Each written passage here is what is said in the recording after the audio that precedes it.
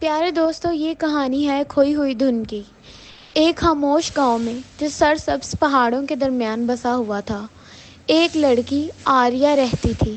اس کے پاس ایک نایاب تحفہ تھا۔ اس کی آواز اتنی خوبصورت تھی کہ جب وہ گاتی پرندے پرواز میں رک جاتے اور ہوا اس کی دھنوں کو دور تک لے جاتی۔ اس کے گیت امید اور خوشی سے بھرپور ہوتے جو گاؤں کے ہر شخص کے دل میں خوشی سے بھر دیتے۔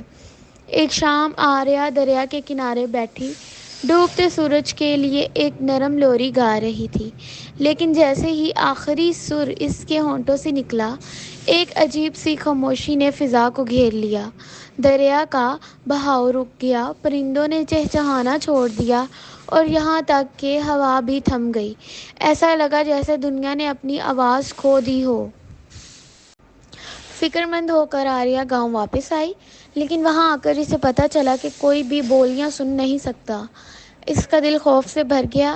اس کی آواز جو دنیا کی زندگی بخشتی تھی، غائب ہو گئی تھی۔ گاؤں کی آواز واپس لانے کا عزم کرتے ہوئے آریہ ایک دور دراز پہاڑیوں کی جانب روانہ ہوئی، جہاں ایک قدیم داستان کے مطابق ایک جادوئی بانسری ایک غار میں چھپی ہوئی تھی۔ کہا جاتا تھا کہ یہ بانسری کھوئی ہوئی دھنوں کو واپس لا سکتی ہے۔ کئی دنوں کا سفر کے بعد آریہ پہاڑوں میں پہنچی اور غار تلاش کیا۔ اندر ایک سنہری بانسری پتھر کے ستون پر رکھی ہوئی تھی، جو مدھم روشنی میں چمک رہی تھی۔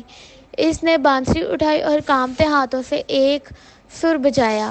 جیسے ہی آواز غار میں گونجی، باہر کی دنیا جاگنے لگی۔ دریا پھر سے بہنے لگا، پرندوں نے دوبارہ چہچہانا شروع کیا اور ہوا درختوں کے درمیان سرگوشی کرنے لگی۔ آریہ بانسری لے کر اپنے گاؤں واپس پہنچی اور دل سے بانسری بجانے لگی۔ ہر سر کے ساتھ گاؤں والوں کی آواز لوٹنے لگی اور گاؤں میں زندگی پھر سے رواں ہو گئی۔